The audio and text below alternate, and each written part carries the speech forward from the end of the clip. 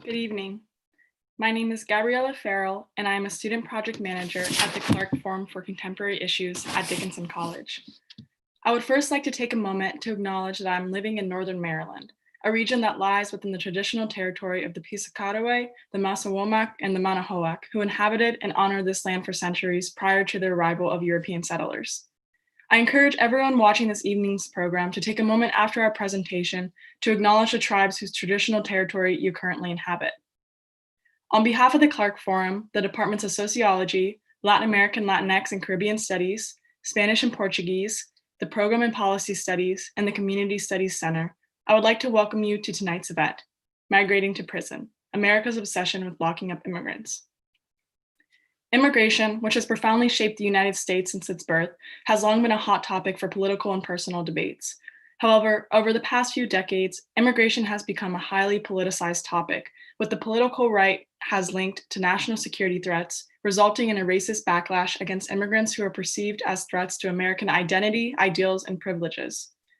This growing resentment has helped give rise to political figures such as President Donald Trump, who promised major immigration reform, whether that be by building a wall on the US-Mexican border, blocking funding for sanctuary cities, or implementing a zero-tolerance policy for undocumented border crossings. However, the criminalization and increasing incarceration of immigrants did not begin in 2017. Rather, over the past 30 years, with the help of the private prison industry, the US has increasingly locked up people who migrate here, a practice that was once an anomaly in US immigration enforcement. Today, nearly 400,000 people spend at least part of the year in prison while their immigration cases are decided. Thankfully, nor anyone of my loved ones have had to experience the injustices of immigration imprisonment personally. But like so many of us in the US, immigration has impacted my life, my choices, my values, and my identity in so many direct and indirect ways. I'm the daughter of a Korean immigrant. I grew up in a city and school system with a large population of immigrants from Mexico and Central America, and many of those close to me face the daily challenges and difficulties and fears of living in the US undocumented. The sheriff of Frederick County, Maryland, where I live, has recently made headlines for his tough stance on undocumented immigration and even received praise from President Trump. Every day, the criminalization of immigrants makes me fear for my community and my loved ones who have to navigate life knowing that at any moment they could be confronted by law enforcement and everything could be taken away. However, as I see more people taking to the streets and sharing knowledge and even creating art in protest to immigration imprisonment, while also supporting our immigrant communities through grassroots efforts, I have hope for a more humane and just immigration policy in the future. César Cuauhtémoc García Hernández is an associate professor at the University of Denver-Durham College of Law and an expert on crimmigration, the intersection of criminal and immigration law. He has published many articles about topics such as the right to counsel for immigrants and the criminal justice system, immigration imprisonment, and race-based immigration policing, many of which have appeared in journals such as the California Law Review, UCLA Law Review, Maryland Law Review, and Georgetown Immigration Law Journal, among many others. He is a frequent commenter in national and international media, and his op-eds have appeared in venues such as the New York Times, The Guardian, and Newsweek. Additionally, he publishes a successful blog, Crimmigration.com, designated one of the 100 best law blogs by the ABA Journal. Among many other honors he has received, Garcia Hernández has been a Fulbright Scholar in Slovenia and is currently a member of the American Bar Association Commission on Immigration. There will be a question and answer session immediately following the program, so please type your questions into the live chat next to this YouTube video at any time. We now welcome César Cuauhtémoc García Hernández to begin his presentation. Thank you. Thank you. Thank you for that introduction, Gabby. It is an enormous honor to get to meet Gabby and to get to participate in the Clark Forum. I also want to be sure to take a second to thank Sarah Markovitz, who provided some impressive assistance in making sure that all of this, that this event was able to happen, and to happen, from my perspective at least, seamlessly. It's a loss on for me, not to have been able to visit in the spring when I was initially supposed to be doing this talk. I was looking forward to visiting Dickinson College and to getting the opportunity to meet many of you. But I am enormously grateful to Sarah, to Gabby, and to the rest of the Clark Forum team for doing everything necessary to make sure that this event could happen virtually, as so much of our lives are happening right now. As Gabby alluded to in her own family's history in which migration takes a significant part. For me, like for Gabby, migration has also been a part of the lived experience of for myself and for my entire family. Now, I was born and raised in South Texas, in McAllen, Texas, which is a city just about 7 miles north of the Rio Grande River. And at that time, when I was young, and this remains true today, my family straddled that formal international boundary. My parents' work certainly did. My siblings' births certainly did. Our family's daily existence did, in every sense of the word, from where we lived to where we went to school to where we celebrated important holidays and special events in our lives. Border crossings, in effect, were just a routine facet of life. This was true for family visits. This was true for shopping trips. This was true for medical appointments. We had then and we have now a binational, a bicultural, and a bilingual family that was at once in two worlds, in these two nations. But also, I think because of that, we were living a very, what I think of as a singular experience, that is the distinct experience of life in the borderlands. And it was there in this particular region of South Texas and northern Mexico that my parents managed to raise 5 kids in a migrant farm worker housing project. And they did so by scrimping and by scrounging. We recycled cans, not because of any sense of environmental stewardship, but because there was a recycling facility in our town that would pay us to take them down to them. We would stand in line for government surplus cheese that would show up, and peanut butter that would show up at this housing project that we lived in. And this was our family situation because my parents did not make a lot of money. For most of my father's life, he worked in a hardware store. My mother cleaned homes, and my parents were in this situation in part because they did not have much by way of formal education. My father finished high school in the United States, in Texas. My mother finished the 3rd grade in the little town in the mountains of Querétaro in central Mexico, where that was the highest grade offered for in her community. And to this day, all these years later, I cannot say whether it was because of this or despite this, but for whatever the reason, education was absolutely everything to my parents, education of their children. They filled my siblings and me with the ambition for learning that they had not been able to fulfill themselves. And in doing that, they prepared me to thrive in worlds that I certainly did not know existed. In fact, in worlds that I know they did not know existed. To be sure, when I left that in between space of the borderland, ni de aquí ni de allá, it's often said, I found myself startled and unmoored in the imposing halls of Brown University, where I started college. And then later, I was similarly disoriented again in the pursuit of a law degree, but I found the courage in those moments of unfamiliarity, those moments of utter confusion, of bewilderment as I tried to understand what was expected of me. I found the courage in each of those instances, the courage to transcend in a childhood of crossing boundaries. It was through those experiences, far away from the South Texas community that initially breathed life into me, that I came to see what had not been apparent to me as a child in that community.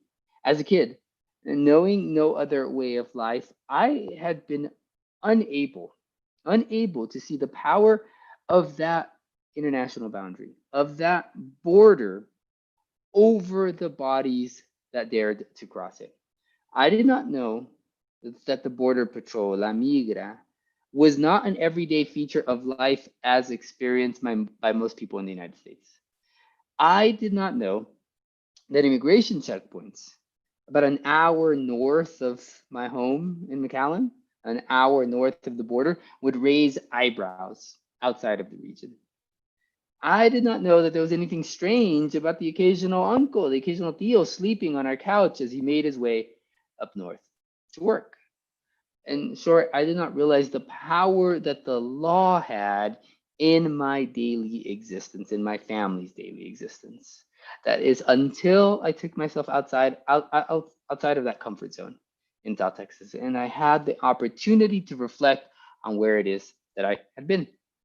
But one facet of South Texas continued to remain hidden from view until I returned to the region as a newly minted lawyer, and I started representing migrants who were facing deportation proceedings. Alongside, I started doing this work alongside my brothers in our family law firm. And that facet of life in South Texas that I had not previously known existed. That facet was immigration prisons, the focus of this book, Migrating to Prison, America's Obsession with Locking Up Immigrants. Now, all of a sudden, as a lawyer in this community, I found myself representing clients who were in detention centers that I had not known existed. Sometimes they were surrounded by onion fields. I feel like I can still smell them. Other times they were surrounded by gorgeous wildlife refuges. But wherever they were, these prisons were always hidden in plain sight. They were always inconspicuous, despite the fact that they were just there, waiting to be seen. And I remember vividly the very first time that I drove to the Port Isabel Detention Center. This is a 1,500 bed facility that's tucked into a wildlife refuge. As I was driving, I clearly remember stopping as soon as I spotted the guardhouse. And there was fencing that surrounded the imposing concrete walls of the prison buildings. You go through one layer of security checkpoint just to park your car, and then another layer of security checkpoint to actually physically enter the facility. And inside the facility, there are steel doors, and there are surveillance cameras watching every move, and there are escorts taking you about as you move from one place to another. And there are cinder block visitation rooms where I, with a rare attorney like me, would go to meet with a client. Now, all these years later, I'm privileged to call myself a law professor, a teacher, a writer. And I've been writing for more than a decade about this ever-growing intersection between criminal law and immigration law, and about the criminalization of migrants themselves. And I suppose the idea for this book started on that drive to Port Isabel. More fundamentally, it started, I think, when I was a child. And in my view, my innocent, naive view, the law was nothing more than the power of the Border Patrol to decide who got to live with their family, who got to go to work, and who did not. So I think that it's accurate to say that as long as I have been doing this kind of work that Gabby so nicely described, that as long as I have been living this work, I've had this book in mind somewhere. Incarceration is just the harshest reality of this trend of the criminalization of migration. It's the part of immigration policing that led to the death of a man named Kamiar Samimi. 40 years in the United States, he had a green card in hand. He was what immigration lawyers call a lawful permanent resident. And one day I showed up at his door, Immigration and Customs Enforcement Agency, and they took him down, they arrested him, and they took him down to a private immigration prison in Aurora, Colorado, about 4 miles from where I'm sitting right now. 40 years in the United States, and 2 weeks after being arrested by ICE is all it took for him to die in the custody of the Immigration and Customs Enforcement Agency. And the government's press release said that he died suddenly. But the government's internal investigation report, which was released over a year later, after a journalist filed a public records request, said that the nurses had not followed the doctor's instructions. In fact, the report said there were 12 different ICE detention standards that the facility had violated when it came to Mr. Samimi's care. Well, immigration prisons, as this example illustrates, are the places where our government, oversees suffering. They are the places where quality of life suffers, and indeed they are the places where at times life goes to end. And for those reasons, I've concluded that immigration prisons are not defensible. In this book, in Migrating to Prison, I trace how the United States once shut down many of the immigration prisons that existed around the country. And then I talk about how for 25 years after that, life went on without them. And I describe how starting in the late 1970s, the United States would go on to build the largest immigration prison system in the world. In recent years, the United States has locked up as many as roughly 500,000 people every single year because the government thinks that they violated immigration law. In immigration prisons, there are people who are held under the power of what lawyers refer to as civil law, because the government says that they might not belong here. And there are people who are held under the power of criminal law to punish them for having come here. Today, immigration prisons are everywhere, and they take just about every form. From an old motel in Tucson to a 1,400-bed concrete fortress outside of Seattle. And some people are there because the government wants to strip them of permission that they already have to be in the United States. Take Jerry Armijo, who I write about in the book. He was raised in South Texas, not far from where I grew up.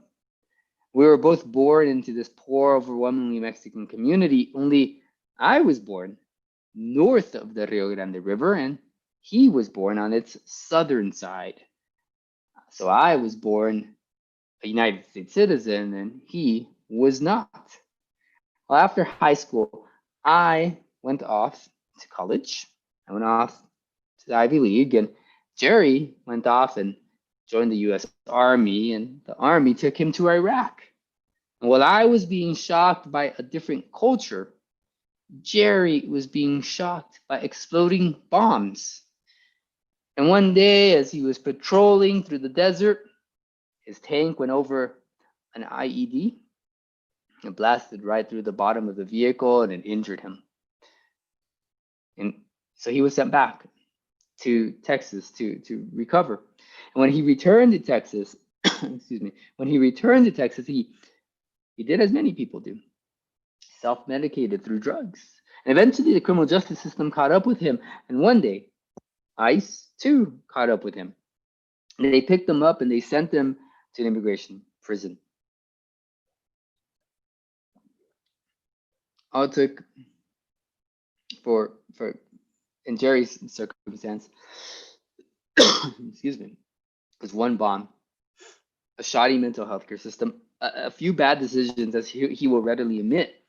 And that's what it took to transform Jerry, one person, into what politicians like to refer to as from what politicians like to refer to as a war hero to what we often hear described as a criminal alien. So Jerry had government's permission to be in the United States, and he was imprisoned while they tried to strip him of that.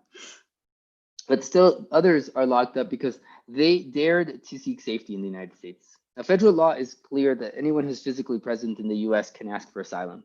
It does not matter where you came from. It does not matter how you got here. And yet, coming to the United States without the federal government's permission, that's also a federal crime. And this is why in the summer of 2018, we saw federal officials taking parents away from their children. Kids went off to places like an old motel in Tucson that's surrounded by tall fencing, monitored by 24/7 security cameras. And the parents, meanwhile, were being prosecuted in federal courthouses for the crime of entering the United States without the government's permission. And before then, and since then, kids have been confined with their parents, kids like a little boy who I write about named Diego Osorio Rivera. When he was just 1 year old, Diego's mother, Wendy, decided that life in Honduras was too dangerous for them to stay there any longer. So, like people from all over the world have done for many, many generations, Diego and Wendy turned to the United States for safety. They got to the US and they immediately asked for asylum. And within days, they found themselves in an old nursing home about an hour and a half east of Dickinson College. ICE calls it a family residential center, but critics refer to it as a baby jail. Diego and Wendy were stuck in that old nursing home in Berks County, waiting for the legal process to slowly grind forward. Just 1 year old when he arrived. Diego was 3 by the time he got out. Eventually, he would win his case, his legal case, to stay in the United States, but not before 650 nights passed. During the pandemic, this bad situation has gotten worse. As COVID-19 spread throughout ICE's prison network, the agency's head this summer rebuffed calls to release migrants, saying, "We're not going to do a jailbreak." Instead, the Washington Post recently reported the agency transferred migrants from a facility that was experiencing an outbreak to a facility in Farmville, Virginia, where the virus was under control. Soon, it was no longer under control. Why did ICE do this? Well, because it wanted to deploy specially trained law enforcement personnel to Washington, D.C. to join the policing of racial justice activists. Immigration imprisonment, it demonizes and it penalizes, and sometimes it happens more often and other times it happens less often depending on the politics of the political moment. But whatever the population count, most of the time it's people of color who are the primary targets, and all of the time it's people of color who are suffering. Now, I tell the story of people like Diego and Jerry in the book, but in the book I also make the case that immigration prisons are not just inhumane. They're also created to serve purposes that many of us would not imagine. They're not about keeping us safe. They're not about promoting justice. They're not about enforcing the law. They're instead about electing politicians, and they're about fueling the profits of private prison corporations and fueling the economies of rural areas. And these are not reasons to justify taking away anyone's liberty. And to give you a little bit more context about this, let me read an excerpt from the book that I hope describes this in a bit more detail. This takes us back to 2014, the Obama administration. In a primetime immigration speech on November 20, 2014, President Obama explained that his administration's immigration enforcement priorities target felons, not families. Criminals, not children. Gang members, not a mom who's working hard to provide for her kids. But President Obama's exhortation is as good as an example as President Trump's trite comment about targeting bad hombres. Both simplify complex human beings. Felons are part of families, just like one person's bad hombre might be another's father. It hurts that he was trying to be a dad and he can't, Cecilia Okuhua said about her father, locked up for returning to the United States to reunite with his kids. The easy sound bites make for politically useful talking points, but they are a lousy basis for public policy. The shifting sands of the political debate about which migrants deserve to live freely in the United States and which don't expose the pernicious edge of sorting the good from the bad. Listen to most elected officials talk about immigration, and one commonality quickly becomes obvious. Everyone, it seems, wants to lock up and deport criminals. President Clinton signed laws that made it easier to land in an immigration prison and harder to get out. His successor, President Bush, inaugurated the era of hardline criminal prosecution of immigration law violators. President Obama and his top immigration officials repeatedly claimed to focus their resources on so-called criminal aliens and oversaw the largest immigration prison population in history until then. The Trump administration is not different. In his first week as president, Donald Trump signed an executive order declaring aliens who engage in criminal conduct in the United States to be a particularly significant threat to national security and public safety. Now, despite the consistent bipartisanship of tarring migrants who have committed a crime, it's impossible to sort the good from the bad consistently. Obama's felons, not families remark categorized people into two boxes: family members on the one hand and criminals on the other. Trump uses two different categories: law-abiding citizens, almost always depicted as white, and law-breaking migrants, almost exclusively not white. Both categories are convenient rhetorical ploys that make for good sound bites, but neither can be defended logically. The criminals that Obama derided are also family members. Families include criminals, and criminals have families. Lots of crime, in fact, is committed against family members. Politicians and pundits inclined to dislike migrants have a sharp eye for the worst mistakes.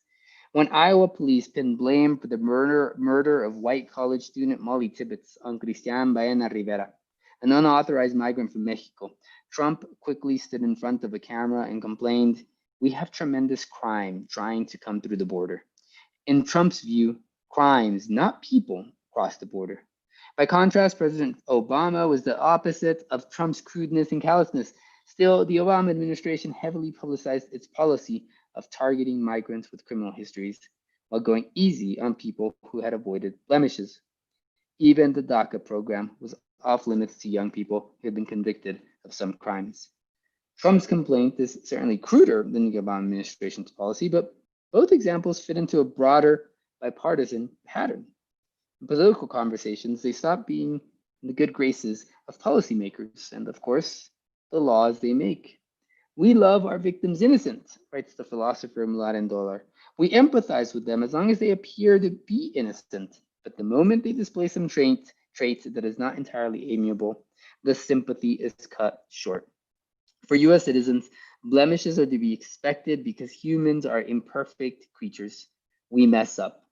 President Trump expressed support for his campaign chairman, Paul Manafort, who admitted to lying to the FBI. He pardoned his supporter, Joe Arpaio, who was convicted of disobeying court orders, but he regularly harps on about the dangers migrants pose. When it comes to the aliens who migrate to the United States, blemishes are red flags of which citizens should be wary. Well, sadly, this is also, as much as it's a story about the politics of migration, it's a story about money. For private businesses and local governments, immigration prisons are an attractive financial spigot. In 1 year alone, Congress spent $2.7 billion on ICE's detention system. And the two largest private prison corporations that operate in the United States, and one is called CoreCivic and the other, the Geo Group, get about 50% of their revenue from the federal government. And with that, they hire people. They hire people in out-of-the-way locations where decent paying jobs are hard to come by.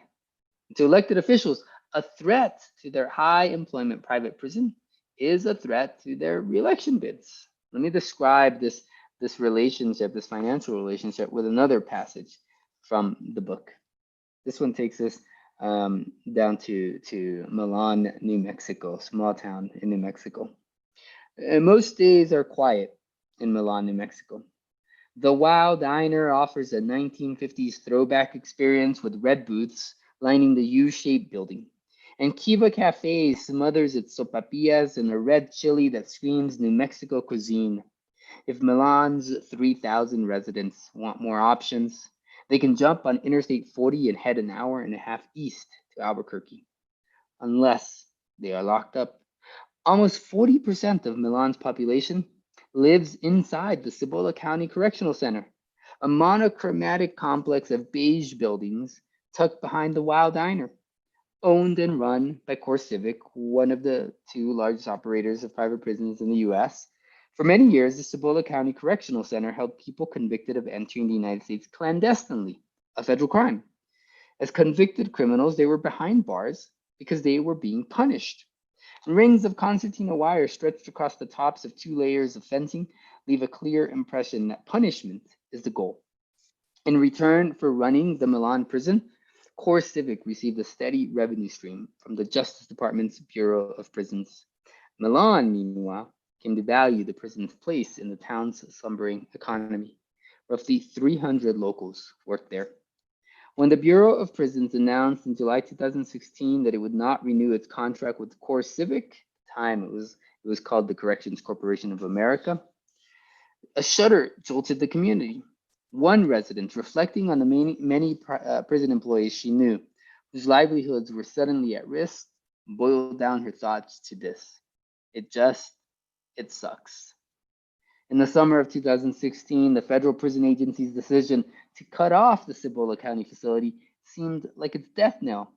Who would want to do business with a prison so problematic that the Bureau of Prisons had decided to sever its 15-year relationship?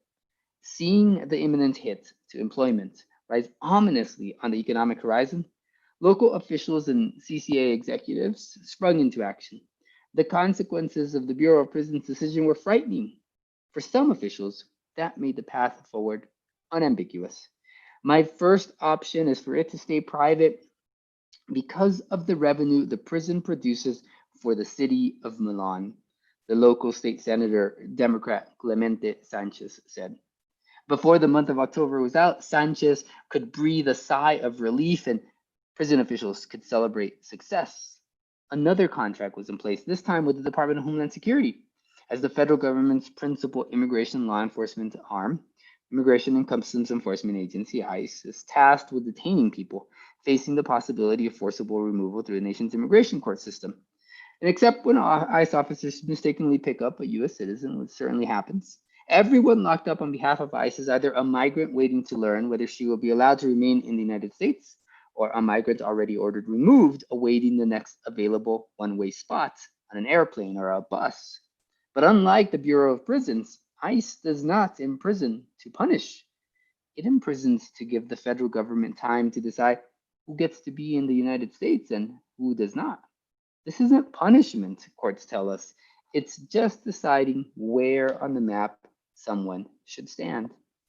Well, politics and profits are the reasons that we lock up people, but politics and profits are not justifiable reasons to lock up anyone.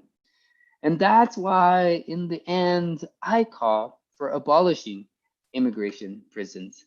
And I know that when I do this, I know that what I'm calling for is not at all a small ask, but it's also not impossible. To begin with, we moved in that direction. We took a significant step in that direction once before. Let me explain this. Most people think of Ellis Island as that place that welcomed generations of newcomers to the United States, and it was certainly that. But it was also an immigration prison with what I think of as a particularly ironic view of the Statue of Liberty. Well, just like today, back in the 1950s, immigration prisons like the one on Ellis Island were said to protect us from ungodly dangers. Today, it's terrorists and gang members, but back then, it was communists. The Soviet Union was recovering from the immense pounding that it took during World War II. The Cold War had started, military battles had been had in places like Korea, and the little speck of land off the coast of Manhattan was supposed to keep us safe from people like Ellen Knopf. Ellen Knopf is a fascinating woman who I want to share a little bit about her story with you. She was born in Germany. She spent part of Hitler's reign in Czechoslovakia. And when war caught up with her, she headed to England as a refugee where she worked for the Royal Air Force, then the United States Army. While helping the Allied forces, she met a U.S. citizen and Army veteran, Kurt Knopf. After the war, the two married with the approval of the Army's commanding officer in Frankfurt. Taking advantage of the War Rights Act, a special immigration procedure created by Congress precisely to let war veterans return to the United States with their new wives, Ellen arrived in New York on August 14, 1948. And that's when the honeymoon turned to a nightmare. Citing evidence that they refused to disclose even to the Knopfs, immigration officials at Ellis Island were anything but welcoming. Ellen was excluded from the United States and sent to the restrictive quarters of the island's immigration station to fight for her freedom. As we approached Ellis Island, she later wrote, I could see that parts of it were enclosed by double wire fences, topped by barbed wire and marked by what appeared to be watchtowers. These fenced off areas were subdivided by more fences, which gave the whole place the look of a group of kennels. Wow, this was the 1950s. By that point, the Ellis Island facility was in bad shape. It needed to be repaired, replaced, or discarded. And then the White House at the time was the war hero turned Republican president, Dwight Eisenhower, who led the Allies into victory in Europe. And yet, instead of fixing up the Ellis Island prison, Eisenhower chose to shut it down. On November 11, 1954, Eisenhower's Attorney General Herbert Brownell presided over a naturalization ceremony at Ebbets Field in Brooklyn. And while he was there, he announced the government's new position. He said, today, the little island between the Statue of Liberty and the skyline and piers of New York seems to have served its purpose. A few days later, the New York Times was reporting about this, and it explained the last detained alien, a Norwegian seaman who had overstayed his shore leave, was a passenger on the battery-bound ferry. The batteries in southern Manhattan. Now, the United States government knew that this Norwegian seaman, his name's Arne Peterson, knew that he violated immigration law. The United States government had him in its hands, and yet the United States government put him on a ferry in southern Manhattan, and no one knows what happened after that. So if the Cold War was not enough to stop Eisenhower from shutting down these immigration prisons, then I think it's time for us, 65 years later, to be equally courageous.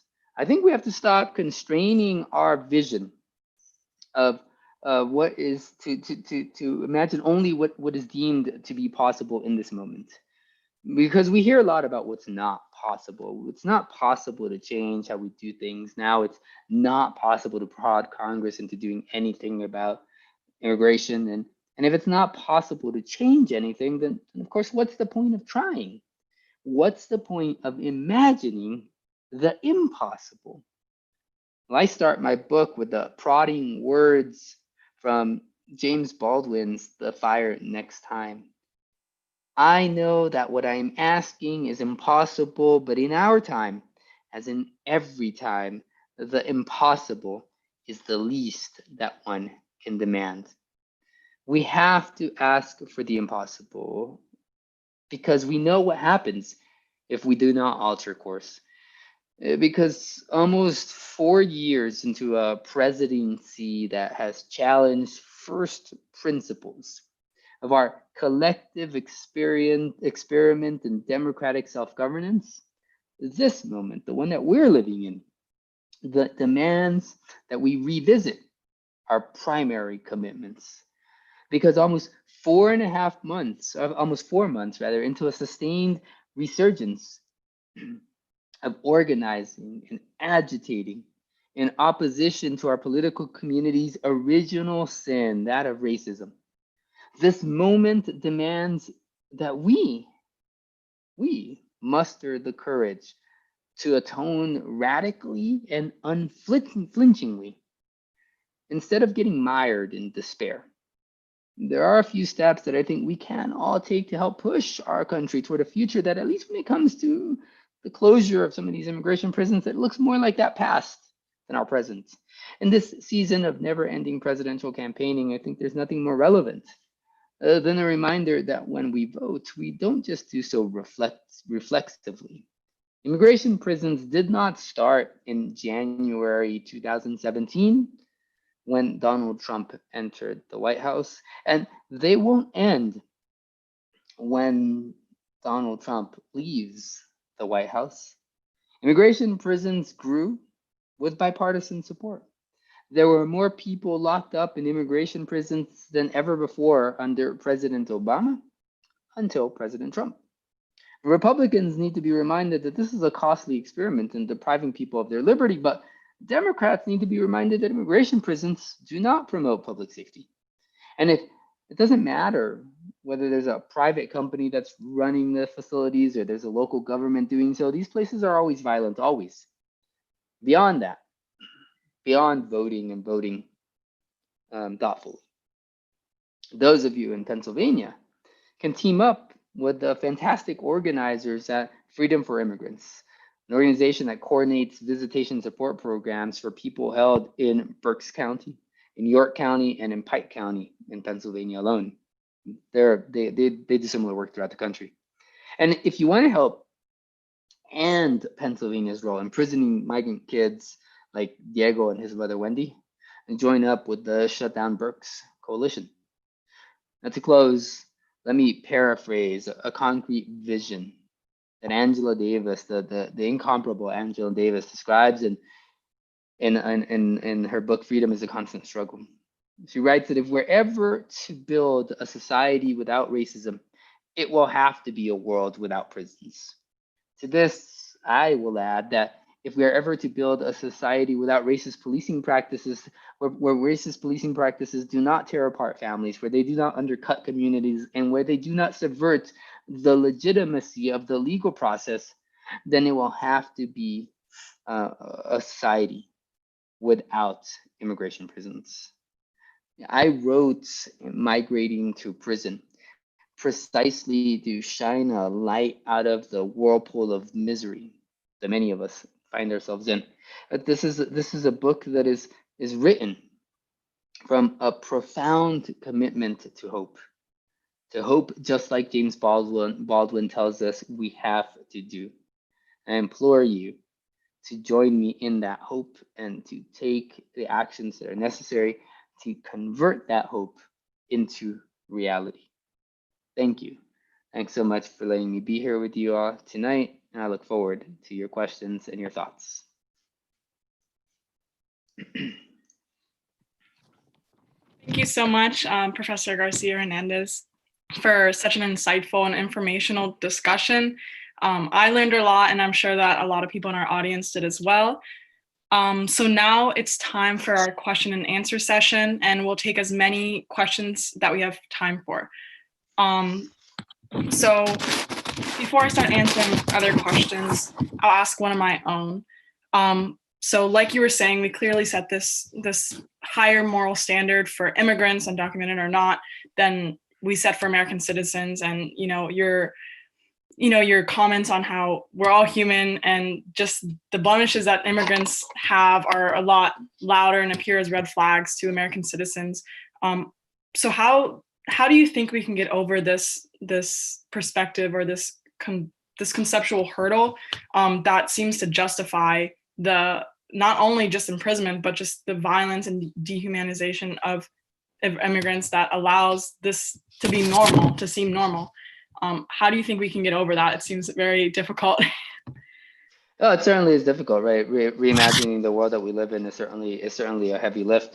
But I think this transformation starts with the transformation of ourselves and the transformation of our own ways of viewing ourselves. And what I mean by that is that we in the United States like to think of ourselves as exceptional, individually and collectively. We like to imagine ourselves as sort of a paragon examples, as the models that others should turn to. And I think that's actually that foundational, that fundamental conceptualization of ourselves is one that has a really pernicious consequence when it comes specifically to our treatment of people who are not U.S. citizens. And what I mean by that is that when we imagine ourselves, the members of our political community, we individually and we collectively as being exceptional, then we expect that other people will at least be exceptional, if not more, if they want to join us in this experiment in self-government. And the sad reality is, of course, none of us are exceptional.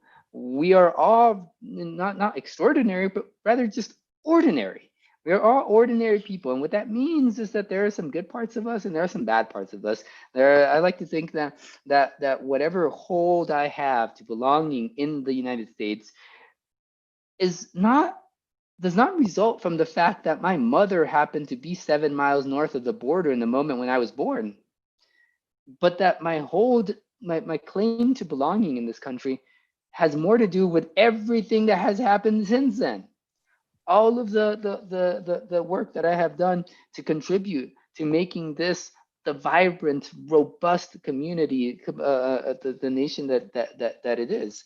And so, but if we think of ourselves as exceptional, then we ignore those blemishes, as you put it, those blemishes in our own person, and then we use those blemishes as arrows to aim at people who are asking to join in this experiment in self-government alongside us. And that's exactly what immigration law does. It allows those of us who are US citizens to overcome the worst moments of our lives. But inversely, it holds people who are not US citizens to the worst moments of their lives. And so I think that transformation begins with a reimagining of ourselves before we ever get to reimagining the role that migrants play in our communities. Thank you for your answer. Our next question is, how do you propose fostering support of immigration reform in small rural communities which depend on prison systems for jobs?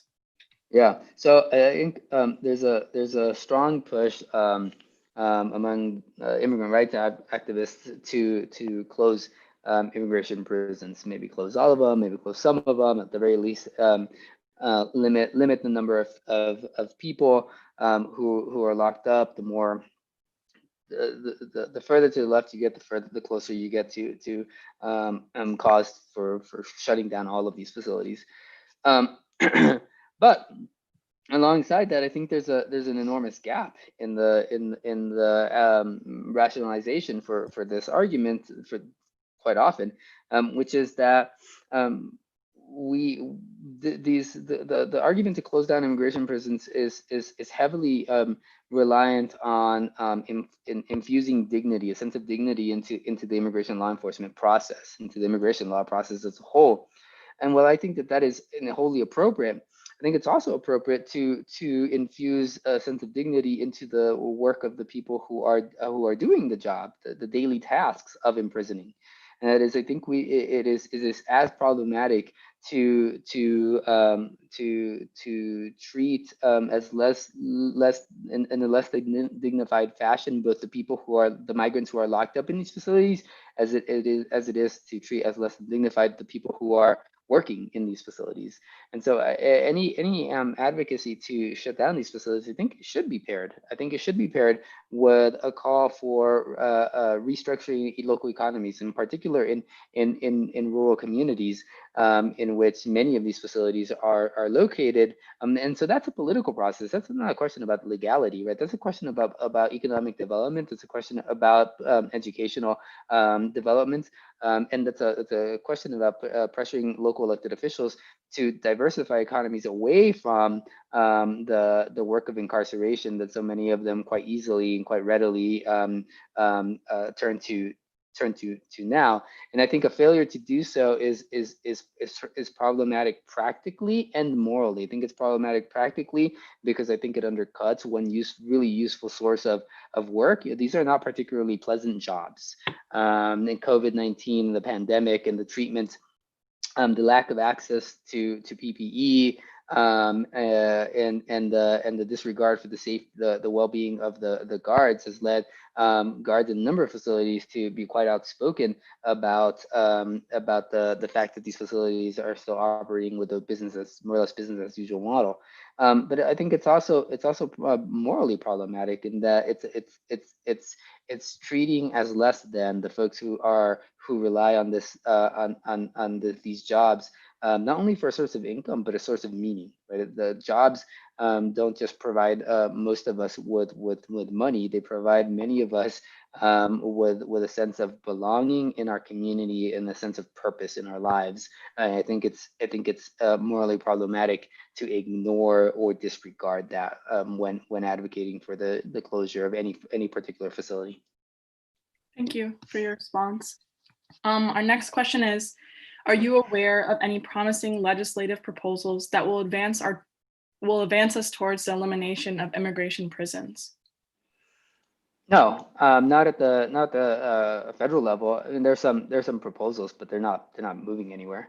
And frankly, I don't think that it would benefit the goal of a world without immigration prisons to have a strong push at this moment to shut down these facilities, because I think the politics of the moment are not right for that. I think by the time that I think that the groundwork needs to be laid, and I think is being laid right now by advocates across the country that have, in the last 4 months in particular, really taken to putting front and center the role of incarceration in the United States, the role of racism in policing in the United States, and to encourage to bring more people into that conversation.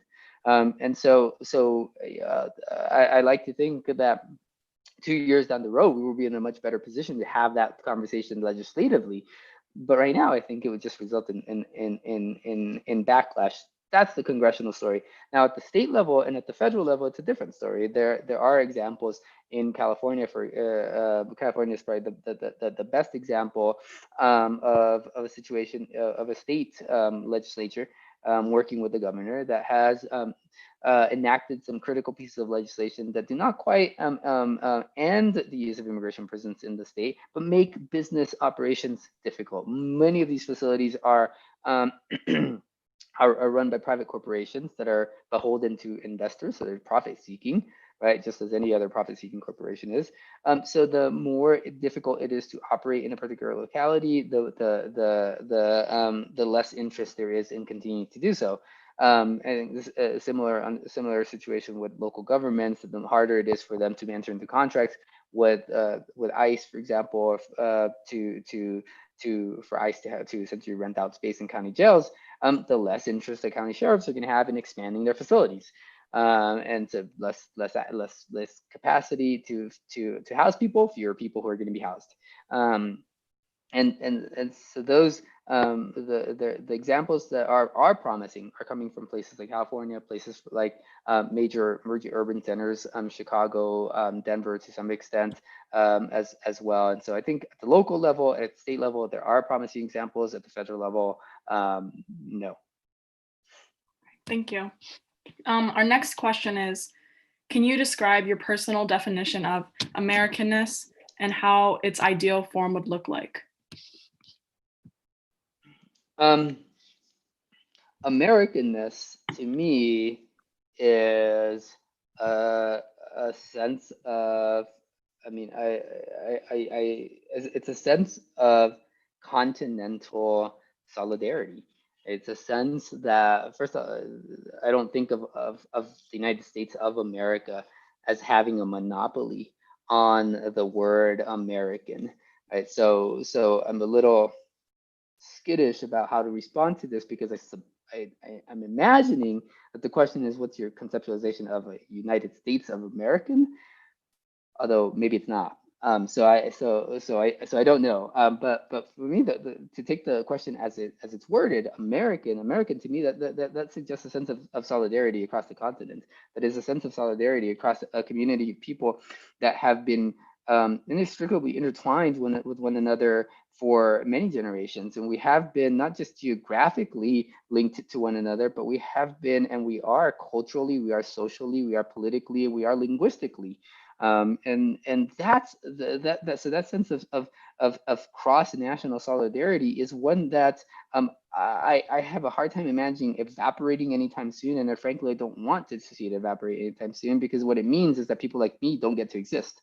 So even if we were to, for example, shut down borders, even if we were to, for example, just end all migration, my binational existence may be impeded, but my sense of belonging in a binational community would not. My bicultural self would not cease to exist. My bilingual self would not cease to exist. And it's the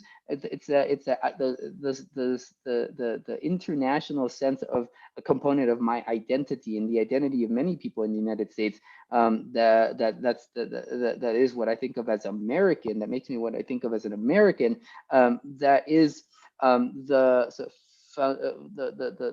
thread that connects lots of people in this country to people in other countries, and that will always be present as a way of subverting whatever restrictions on migration the government seeks to impose.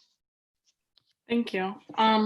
So this next question, it says, due to increasing unemployment in the US, the argument has been made against immigrants that are supposedly stealing jobs from Americans.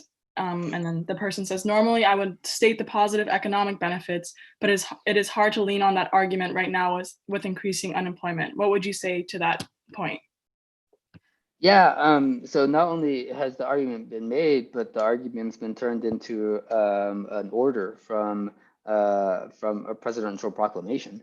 So it's not just somebody who's making the argument. It's the president of the United States who's turning that argument into the federal government's policy.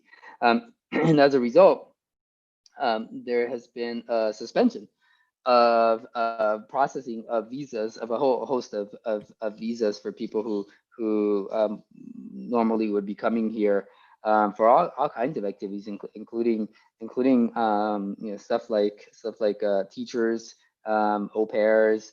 Some stuff is random, some stuff is less random. But whatever the specific category of visas is, the end result is this is actually the policy of the United States, and it is very explicitly premised on the labor market competition.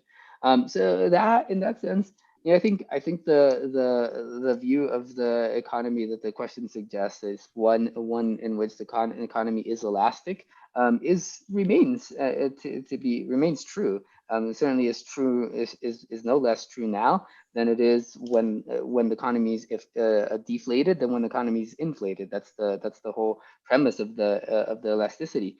Of course, the economic argument doesn't work with lots of people, and it doesn't matter whether the economy is in a moment of deflation or in the moment of expansion. It just doesn't work with lots of people for whatever reason. But what it does do is it has a particularly consistent appearance throughout the history of the United States, best illustrated perhaps by a law that Congress enacted in 1885 called the Contract Labor Act. Contract Labor Act was a federal law that enacted by Congress that made it such that if people were coming to the United States and they already had a job in hand, that was the basis for keeping them out. That was the basis for excluding them from the United States. So it flies right in the face of the romanticized vision of the hardworking, pull yourself up by the bootstraps American immigrant story, right? It was explicitly the policy of the United States government to keep people out if they already had a job before they got here. But when that law was being enacted, the principal sponsor, a member of Congress from Ohio, so not too far from Pennsylvania, named Martin Foran. I don't know how you actually pronounce his last name. It's spelled Foran. Maybe it's Foran. I don't know. I like pronouncing it Foran because I think it's just a little bit, it's a little ironic. But he explained that the law was intended to target Hungarians and Italians. It was just on the surface of that law, just like other instances of having this like labor market protective policy being talked about in other moments in the history of the United States. We see that racism is either at the surface or just below the surface, and so I think it's a particularly scary version of the concern about the impact that migrants have on the United States. If what we want is to improve the U.S. economy, I mean, first of all, we should deal with the public health crisis, but then we could also just use immigrants to continue boosting the economy while that happens. Yeah. Thank you so much for your answer. This will be our last question for the night. And it's a multi-part question, but I think it definitely should be asked. So does the distinction between deserving and undeserving / criminal migrants that often presidents bring up benefit or hurt migrants as a whole? And would ending this classification take immigration policies backwards instead of forward, since they do help a certain group of migrants, or lead to even greater amounts of migrants being locked up? So. Okay, yeah, so this bifurcation between classes of migrants, the deserving, the undeserving, the criminal, the asylum seeker, right? There's the wretched, the poor, there's the yearning to be free. So I find this this categorization to be extremely problematic for a number of reasons. One is the fact that we cannot agree on what constitutes deserving and what constitutes undeserving. We as a political community and a functioning and a somewhat functioning democracy still cannot agree on what constitutes deserving and what constitutes deserving. Is somebody deserving if they come here to study but not to work? I can give you an example from the early 20th century of a seminary student who was allowed to come into the United States to pursue his studies as a pastor, and he graduated from seminary school, and he started preaching at a church, and so all of a sudden he went from being deserving to being undeserving. There's another person who in the late 19th century who was allowed into the United States as a merchant to operate a grocery store. But one day, his grocery store, and this was a time where this was a Chinese citizen, and at the time, Chinese merchants could come in, but Chinese laborers could not. So he was a Chinese merchant. So he comes in, he opens up his store, and all of a sudden the store goes bad. It doesn't make any money. So he closes it and he starts working at a grocery store. And so then he goes from being deserving to being undeserving. So trying to figure out what is the marker of somebody who's deserving is remarkably complicated. Crime is another example of this. We have a long series of immigration laws that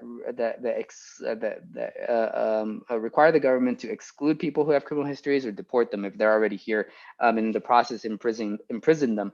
Well, at the same time, we have lots of people who commit crimes on a daily basis.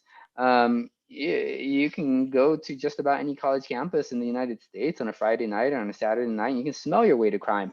This is not particularly unusual. We have all kinds of sinister examples of criminal activity that are happening left and right in our communities, and yet the harsh consequences of forced separation, permanent forced separation from your families and from your communities and everything doesn't come with that territory. On top of that, it's really hard to figure out, even if we do decide, okay, this makes you deserving, this makes you undeserving, it's really hard to figure out who fits into which box.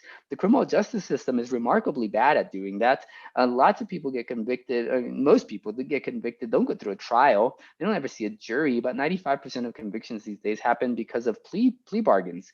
A plea bargain means is it allows the prosecutor the power to offer up a series of options, all of which result in conviction, but for different crimes. And so many defendants would just choose the one that comes with the least, the most minimal sentence, whether or not that's the thing that they did, whether or not they did anything, because the cost of fighting through fighting the prosecution, taking it to a trial is enormously hard, because oftentimes it comes with jail, comes with being imprisoned during the time that you're going through that process. And if you have a family, if you have kids, if you're the sole parent or income earner, or you've got dependents who are your own parents, what have you, you can't afford that time away from your life and your community, and so you'll agree to whatever it is, whether or not it has any relation to what you did.